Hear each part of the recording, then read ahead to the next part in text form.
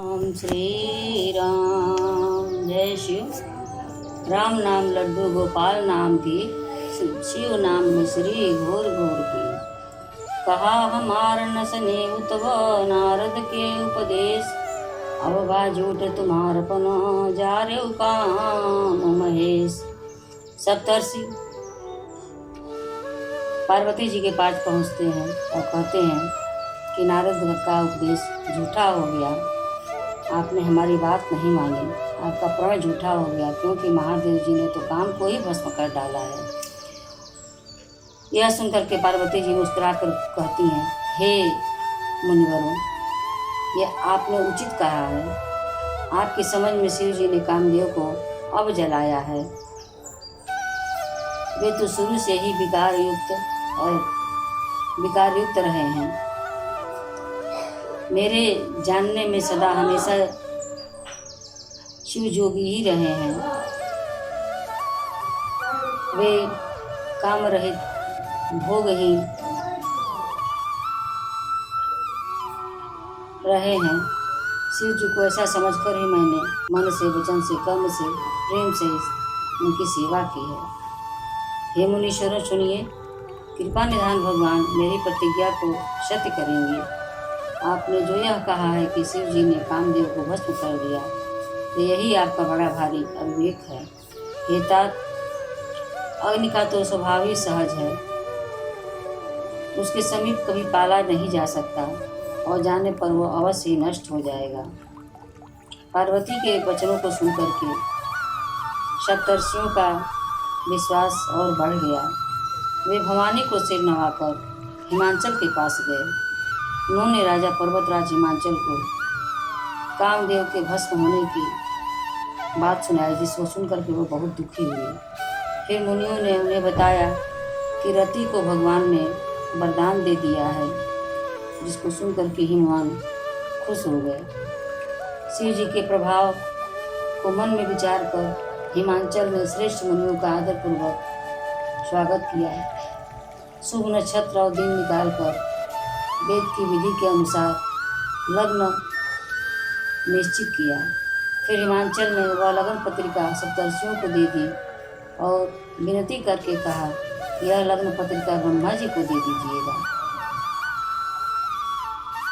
ब्रह्मा जी लग्न पत्रिका को पढ़ करके फूले नहीं समाये। सारा देवताओं का समाज हर्षित हो गया। आकाश से फूलों की वर्षा होने लगी, बाजे बजने लगे। सभी देवता अपनी अपनी भांति तरह तरह के वाहन और विमान सजा करके कल्याणप्रद मंगल अप्सराएं गान करने लगी और वे सभी शिव जी के विवाह में चले। शिव जी के गणों ने शिव जी का श्रृंगार किया, जटाओं का मुकुट बनाया, उस पर सर्पों का मोर सजाया। शिव जी ने सांपों का ही कुंडल और कंकड़ पहना, शरीर पर विभूति रमाई, वस्त्र की जगह पर उन्होंने बागंबर लपेट लिया। शिव जी के सुंदर मस्तक पर चंद्रमा, सिर पर गंगा जी, 3 नेत्र, सांपों का जनेऊ, गले में विष और छाती पर नरमुंडों की माला थी। इस प्रकार यह भेष अशुभ होने पर भी कल्याण के धाम और कृपाल शिव जी शुभ थे। एक हाथ में त्रिशूल और दूसरे में डमरू सुशोभित है। शिव जी बैल पर चढ़कर चले, बाजे बज रहे हैं। शिव जी को देख करके देवांगनाएं मुस्कुरा रही हैं और कहती हैं कि इस वर के लायक तो सारे संसार में दुल्हन नहीं मिलेगी। विष्णु और ब्रह्मा आदि देवताओं के समूह अपने अपने सवारियों पर चढ़कर बारात में चले। देवताओं का समाज सबसे अनुपम था, पर दूल्हे के योग्य बारात नहीं थी। तो भगवान विष्णु ने सब दिक्पालों को बुलाकर हंसकर कहा कि हम सभी लोग अपना अपना दल अलग अलग लेकर के चलेंगे। हे भाई, हम लोगों की यह बारात वर के योग्य नहीं है, पराये नगर में जाकर के हंसी नहीं कराएंगे। भगवान विष्णु की बात सुन करके सभी देवता मुस्कुराए और अपनी अपनी सेना सहित अलग हो गए। महादेव जी भी मन मन मुस्कुराते हुए अपने गणों को बुलाया और सभी गणों के साथ वे तरह तरह की सवारियों और तरह तरह भेष बना करके शिव जी के बारात में चले। अपने समाज को देख करके शिव जी हंसने लगे। कोई बिना मुख का है, किसी के बहुत सारे मुख हैं, कोई बिना हाथ पैर का है, तो किसी के कितने ही हाथ पैर हैं, किसी की बहुत सारी आँखें हैं, तो किसी की एक भी आँख नहीं है, कोई बहुत मोटा ताजा है, तो कोई बहुत ही दुबला पतला है। इस प्रकार के विचित्र वेश धारण किए हुए सभी गण और योगिनियाँ बारात में चली। भूत प्रेत नाचते और गाते हैं, सब बड़े मौजी हैं, दिखने में बहुत ही बेढंगे जान पड़ते हैं और बड़े ही विचित्र ढंग से बोलते हैं। जस दुल्हा तस बनी बराता, कौतुक विधि होई मग जाता।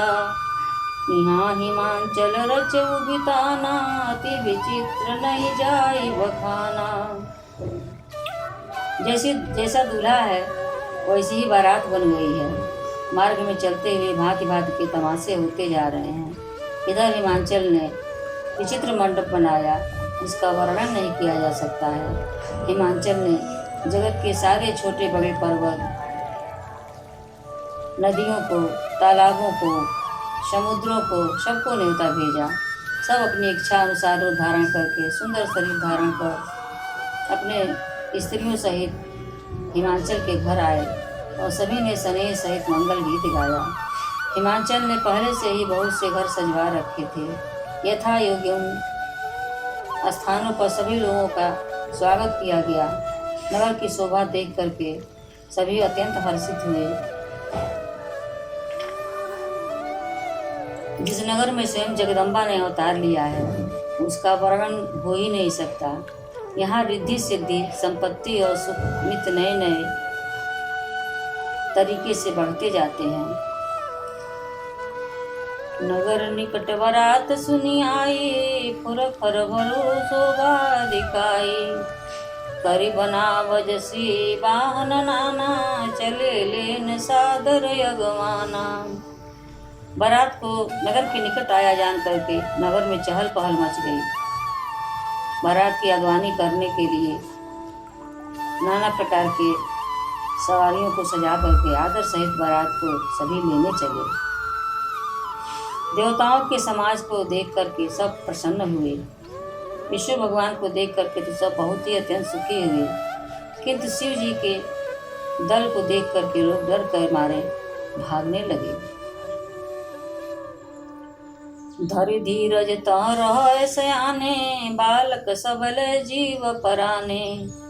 गए भवन पूछै पितु माता, कहै वचन भय कंपित गाता।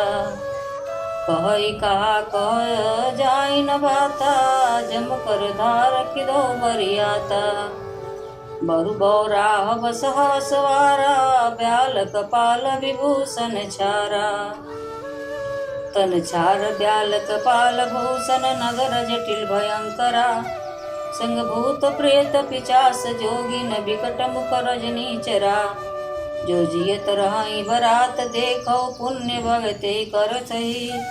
देखै सोमा विवाह घर घर बात, सलरिकन कही। समुझ महेश समाज सब, जनन जनक मुस्कान।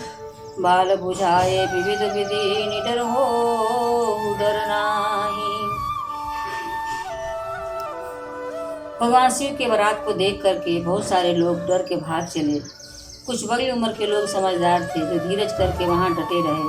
लड़के तो सब पहले ही प्राण लेकर भागे। घर पहुंचने पर, अपने माता पिता के पूछने पर, वे भय से कांपते हुए शरीर से ऐसे वचन कहते हैं कि क्या कहें, कोई बात कही नहीं जाती। यह बारात है या यमराज की सेना है? दूल्हा पागल है, बैल पर सवार है, सांप कपाल और राखी उसके गहने हैं। दूल्हे के शरीर पर आँख लगी है, सांप को कपाल के गहने हैं। वह नंगा जटाधारी और भयंकर है। उसके साथ भयानक मुख वाले भूत प्रेत और पिशाच, योगिनियाँ और राक्षस हैं। जो बारात को देखकर जीता बचेगा, सचमुच वह बड़ा ही पुण्यवान होगा और वही पार्वती का विवाह देखेगा। लड़कों ने घर घर जाकर के यह बात कही। महेश्वर का समाज समझकर सब लड़कों के माता पिता मुस्कुराते हैं और उन्होंने बहुत तरह से लड़कों को समझाया कि निडर हो जाओ, डर करने की कोई बात नहीं है। अगवान करने वाले लोग बारात को लेवा करके सुंदर जनवासे में ठहरा दिए। मैना शुभ आरती सजाई और उनके साथी स्त्रियां उत्तम मंगल गीत गाने लगी। सुंदर हाथों में सोने का थाल शोभित है। इस प्रकार मैना हर्ष के साथ शिव जी का परछावन करने चली। जब महादेव जी को भयानक भेष में देखा तब स्त्रियों के मन में बड़ा भारी भय उत्पन्न हो गया। बहुत ही डर के मारे भाग कर वे घर में घुस गई। शिव जी जहाँ जनवासा था वहाँ चले गए। मैना के हृदय में बड़ा दुख हुआ। उन्होंने पार्वती जी को अपने पास बुला लिया। अधिक स्नेह गोद बैठारी, श्याम सरोज नयन भर बारी। जही विधि तुम रूपस दीना, 63 जर बरु बाउर कस कीना। आंखों में आंसू भर करके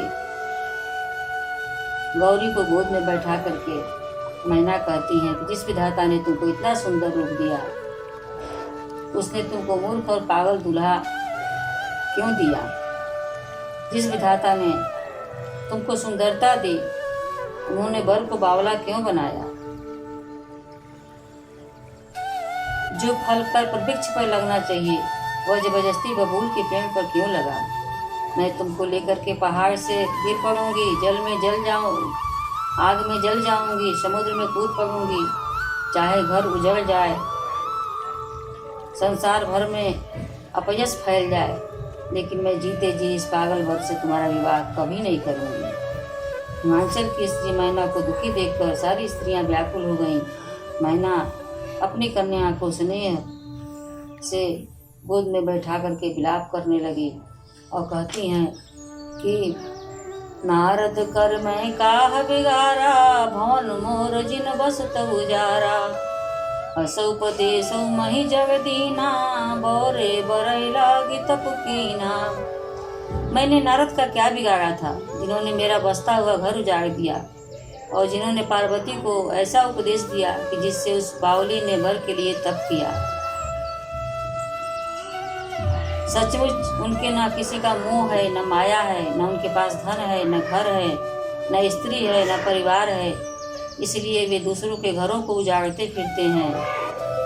किसी बात की लाज नहीं है, डर नहीं है। भला बांझ स्त्री प्रसव की पीड़ा को क्या जाने।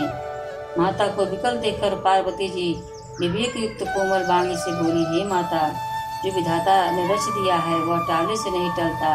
ऐसा विचार कर तुम सोच मत करो। जो मेरे भाग्य में बावला ही पति लिखा है तो किसी को क्यों दोष दिया जाए। हे माता, क्या विधाता के अंक तुमसे मिट सकते हैं?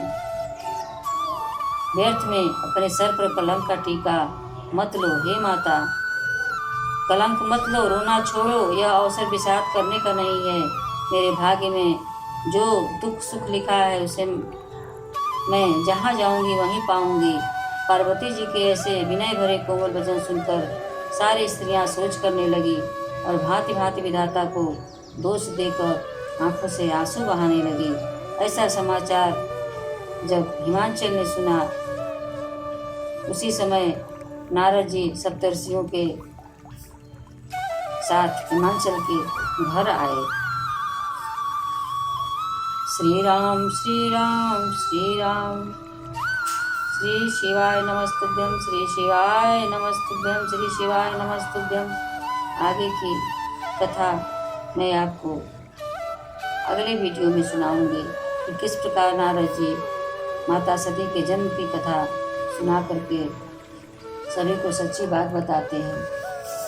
जय शिव जय शिव जय शिव।